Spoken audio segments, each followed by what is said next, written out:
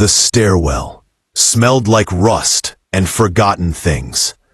Lucas sat on the cold concrete step, his legs dangling into the void below, where the lower districts stretched out in infinite layers of compressed humanity.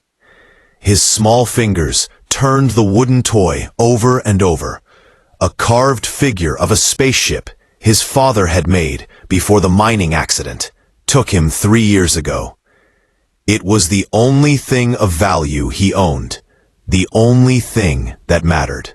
He'd come to this abandoned section of the vertical city because the overcrowded streets above made him feel like he was drowning. In the stairwell, at least, there was silence. There was space to breathe. There was only the weight of his own thoughts and the memory of his father's hands shaping wood into small wonders. That's when he heard the sound. A soft, almost musical whimper echoing through the shaft above him. Lucas looked up, his curiosity overriding his caution. Something moved in the shadows of the landing 3 stories up, something small and trembling. He climbed carefully, his sneakers barely making a sound. The light from the emergency strips was minimal, casting everything in shades of blue and gray. On the landing, huddled in the corner of what had once been a window, was the most alien creature Lucas had ever seen.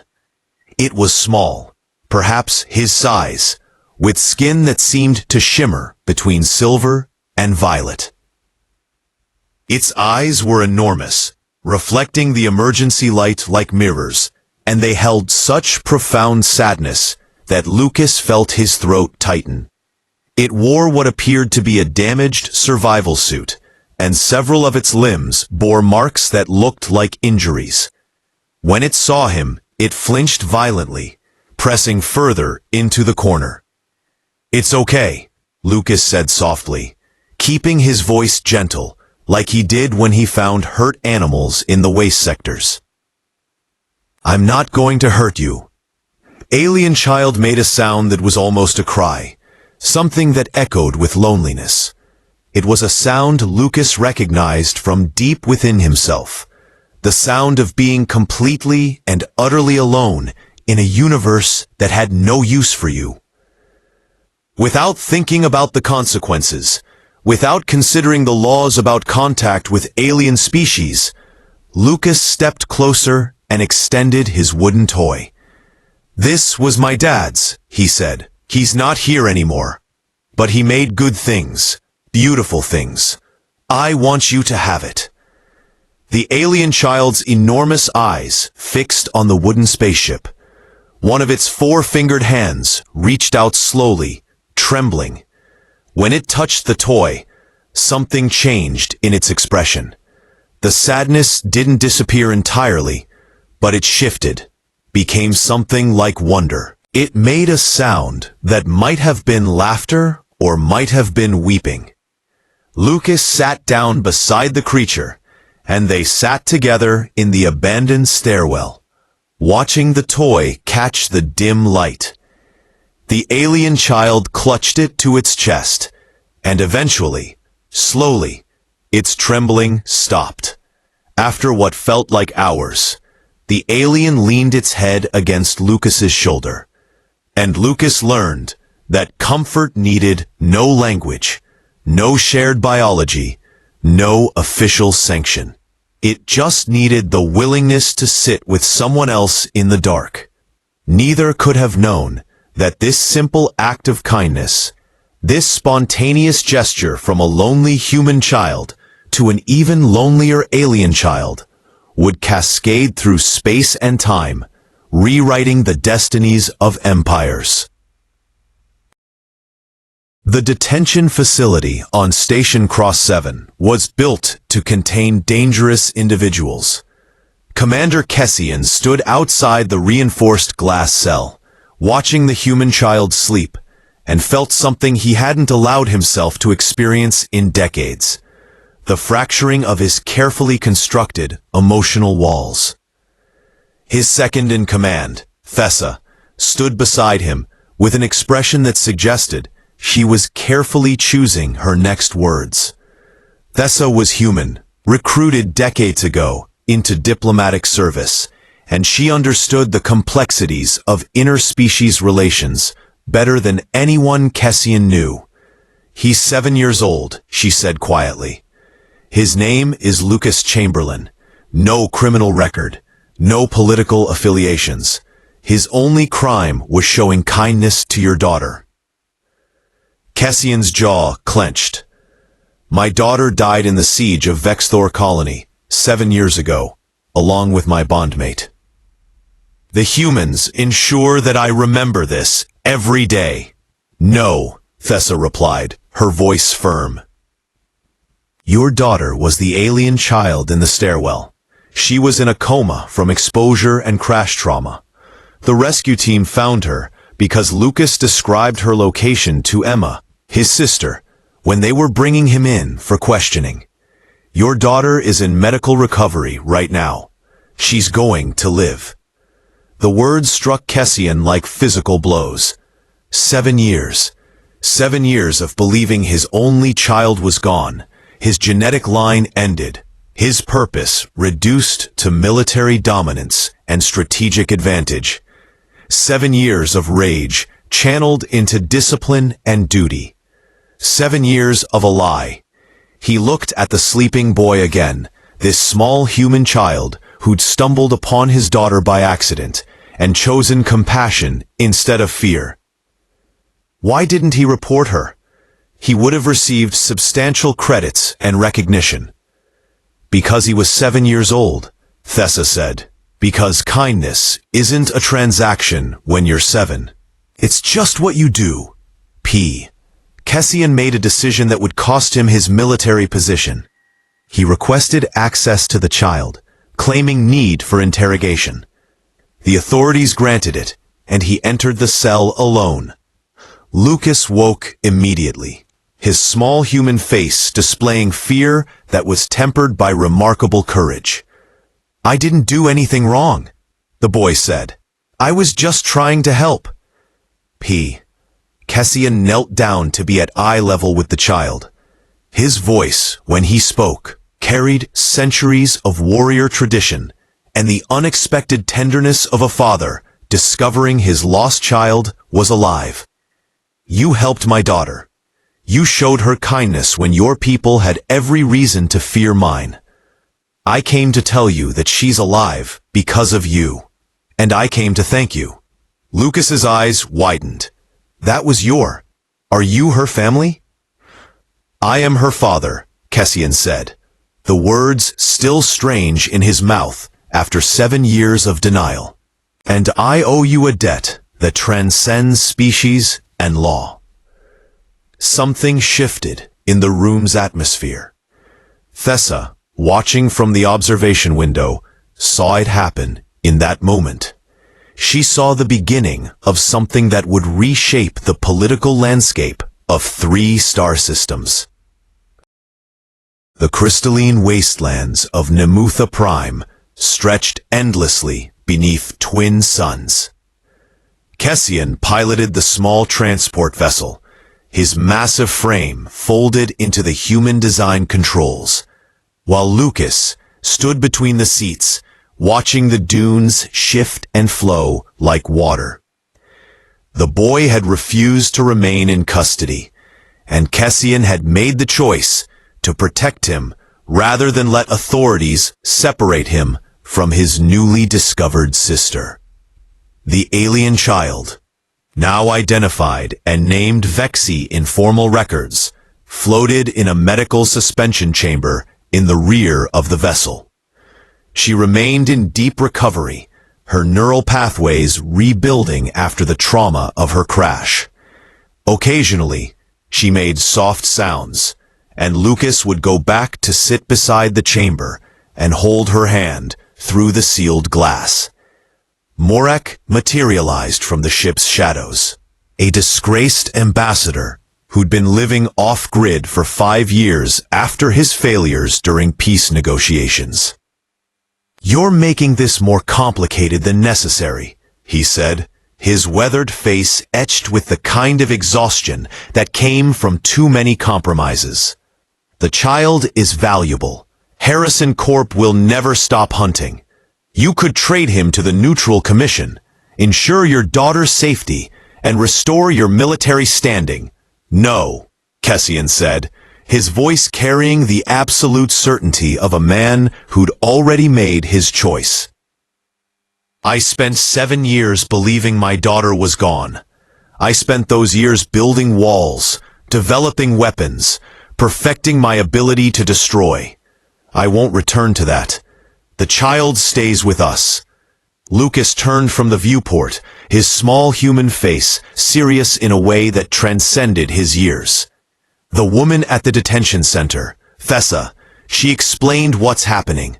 There are people who want to put me and Vexy in experiments. They want to see if humans and your people can mix, if they can create soldiers that way. Yes, Morik said. Harrison Corp has been funding genetic research for 15 years. They have the backing of several colonial governments. They see hybrids as the future of warfare. Then we don't let them find us, Lucas said with the simple logic of childhood. And we don't become what they want. We just keep being ourselves. Cassian looked at the boy, this small human who carried more courage in his fragile frame than most warriors bore across their entire lives. He made another decision. Morik, you came seeking redemption. Help us reach the sanctuary station. Help us disappear. In exchange, I'll ensure your name is cleared, that you're no longer hunted by your own people. Morik studied Cassian's face, searching for weakness or deception. He found neither. You understand this path leads nowhere but exile. You'll never hold military rank again. Your empire will declare you traitor. Yes, Cassian said. I understand. That night, while the transport drifted above the crystalline desert, Cassian found Lucas sitting on the observation deck, watching the stars emerge as the suns descended. Without planning to, without understanding the impulse, Cassian sat beside the boy. Lucas leaned against his massive frame naturally, finding comfort against the warrior's armored shoulder. My dad used to sit like this with me, Lucas said softly. He'd tell me about the stars and the places between them. He said there was always somewhere safe to go if you looked hard enough. Your father was wise, Cassian replied. I think I understand now why my toy meant so much to Vexy, Lucas continued. My dad was gone and I gave her the last thing he made. It was like saying even when people disappear, the things they create can still bring joy, can still matter.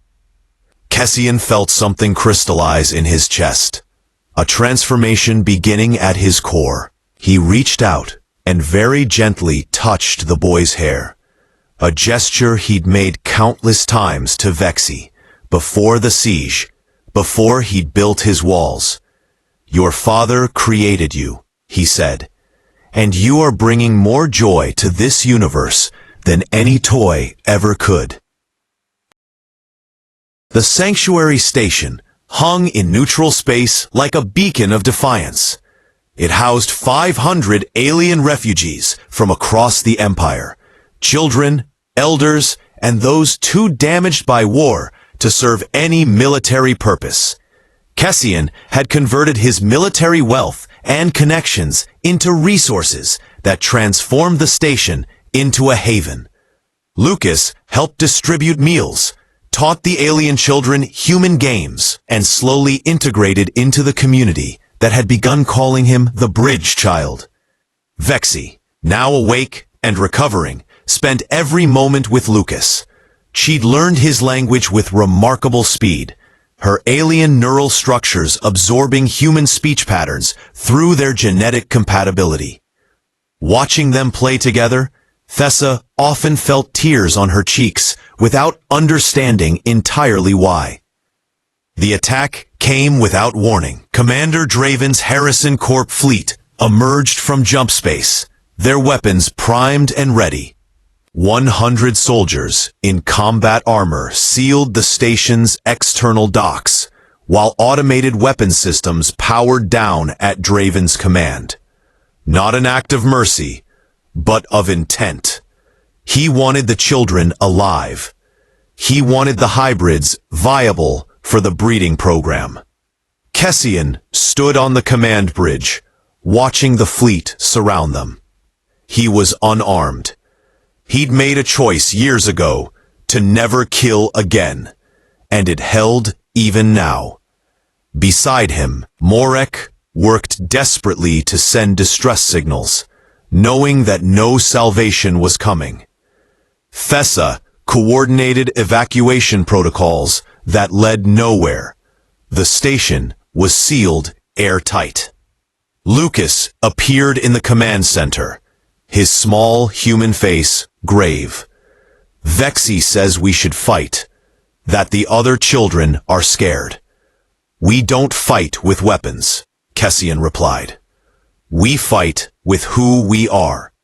We show them that we're worth protecting, not capturing. Draven breached the command center with 20 soldiers, his weapon trained on Cassian. Commander, you're violating Imperial law by harboring refugees and unauthorized hybrids. Surrender them all, and you'll be processed fairly. Before Cassian could respond, the communication system crackled to life. Not with distress response, but with something extraordinary. 500 fighters emerged from jump space. Not military vessels, civilian ships, merchant vessels, science explorers, refugee transports. They formed a protective perimeter around the sanctuary station, and across all frequencies came a single transmission. This is Captain Emma Chamberlain of the Civilian Defense Collective. We're not here to fight. We're here to bear witness. 500 ships, 500 crews, 500 families. Every single person here received word that a child showed kindness to another child. Every single person decided that was worth standing up for. You can fire on us, Commander Draven. You can destroy us, but the message will still reach every system in known space. And that message will be, there are people worth dying for, communities worth saving. Emma's voice carried weight beyond her years. She'd become something unexpected, a rallying point for those tired of war, those seeking meaning beyond profit and domination. Behind her words stood the collective power of ordinary people who'd seen the news of Lucas and Vexi, who'd heard the story of kindness, who'd decided it mattered more than military doctrine. Cassian watched Draven's face shift through calculation, recognizing the moment when violence became strategically impossible, not because of military might, but because of moral weight. 500 people wouldn't fight, but they would die. And that kind of sacrifice, broadcast across the galaxy, was far more dangerous to Harrison Corp than any battle could be. Draven's weapon lowered. Stand down, he commanded his soldiers. Within moments, he and his fleet departed, understanding that they'd already lost. As the tension broke, Lucas ran to find Vexi, and Cassian allowed himself to feel something that transcended logic. Gratitude for the universe's capacity to surprise, to overcome, to choose better paths. 10 years later, the colony world of Sanctuary Prime bloomed with gardens that shouldn't exist. Structures that blended human and alien architecture into something entirely new. Cassian walked through the markets with Lucas, now 17 years old and studying to become a bridge diplomat, and Vexi, whose hybrid nature had become symbol and substance of what future peace could look like. Emma served as colony governor, having earned the respect of both species through her pragmatic wisdom and unwavering commitment to integration. Thessa headed the diplomatic corps, finally seeing the work she devoted her life to bearing fruit. Morik ran an academy teaching warriors, both human and alien, that combat could serve defense instead of domination. The formal bonding ceremony took place at sunset, beneath skies painted in shades of copper and gold. Cassian stood at the altar, no longer in military regalia, dressed instead in flowing robes that incorporated both Vextor tradition and human elegance. Beside him waited Thessa, whose cultural mediation had evolved into something deeper over the decade. They'd learned to love across the boundaries that had nearly destroyed them all. Lucas and Vexi, as witnesses and bridge children, stood between the two ceremonial traditions, their very existence speaking truths that needed no words. They held hands, their hybrid bond something that gave hope to an entire galaxy watching this moment through broadcasts. As Cassian and Thessa exchanged binding words in their respective languages, words that overlapped and harmonized beautifully, Lucas felt tears stream down his young face. He thought of his father, who'd taught him to carve wooden toys, whose hands had shaped more than objects, but values. He thought of the day he'd found Vexi in that abandoned stairwell, of how a single act of kindness had rippled outward, changing everything. After the ceremony, Cassian stood with Thessa on the observation platform, watching the dual sunset paint their world in impossible colors.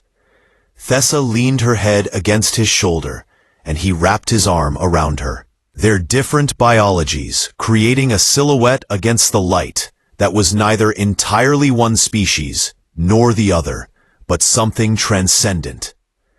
"Do you think it will hold?" Thessa asked quietly. 500 systems now following this path. So many who were convinced integration was impossible. "It will hold," Cassian said, "because it's rooted in what Lucas showed Vexi: kindness, compassion, the willingness to see another being's loneliness and respond with care instead of fear." Lucas and Vexi approached, and Cassian knelt down to embrace his daughter, now fully grown, but carrying always the memory of that stairwell. Vexi held her brother, for that's what Lucas had become in every way that mattered. And the four of them stood together as the stars emerged overhead, infinite witnesses to a transformation that had begun with a child's toy and a moment of pure, uncompromising compassion. In the years that followed, historians would study this period and debate what had changed the trajectory of galactic politics. Some would cite policy decisions, others would highlight cultural evolution, still others would focus on diplomatic breakthroughs. But the truth, recorded in simpler terms by those who'd lived it, was this: one child decided that another child's loneliness mattered. From that seed of kindness, a forest of hope had grown, reshaping worlds and redefining what civilization could become. On Sanctuary Prime, children of all species played together in streets named after those who'd helped build this vision. They knew the story of Lucas and Vexi, of the toy passed between worlds, of the warrior commander who chose his daughter's life over his military career. And they understood, in the way children inherently do, that such choices were never really difficult once you understood what mattered. The toy itself, that wooden spaceship carved by a long-dead human miner, sat in a place of honor in the colony's central museum.